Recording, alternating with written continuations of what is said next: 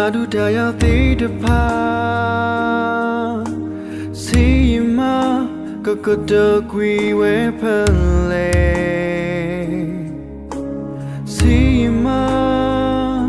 Tasodi mano tidapa Sima Kahama kui we pale Papagalu dapa Bakhi mi aploeda lo ta no ma lo ba we da support the pala que you hold that up master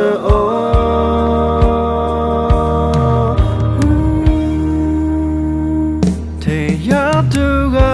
ma te te na tu ga na ma te ba hilo busu la da de blokondo ma the kono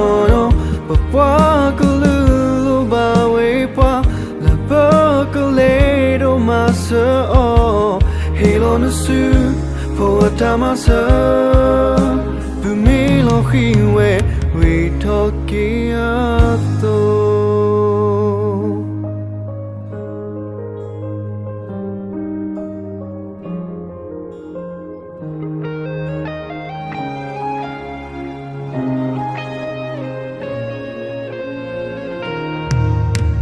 Sima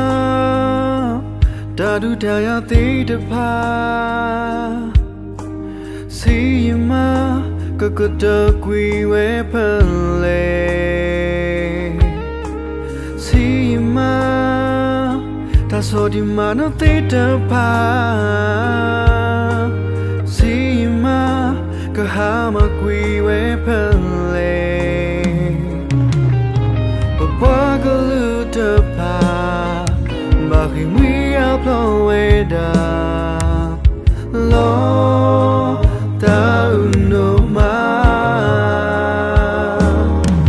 lo ba we da support the pala you hold that on my soul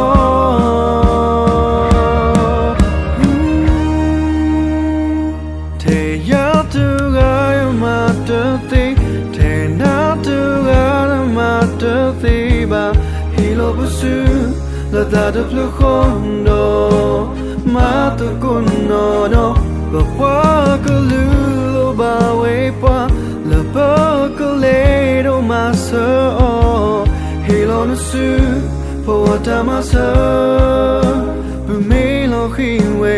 we talking to te ya to ga ma te te na tu ga ma te ba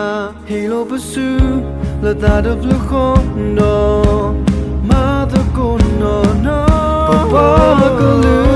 ba we pa la pa kale do ma so hilo no su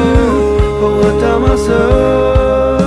bu mi lo khiwe we talking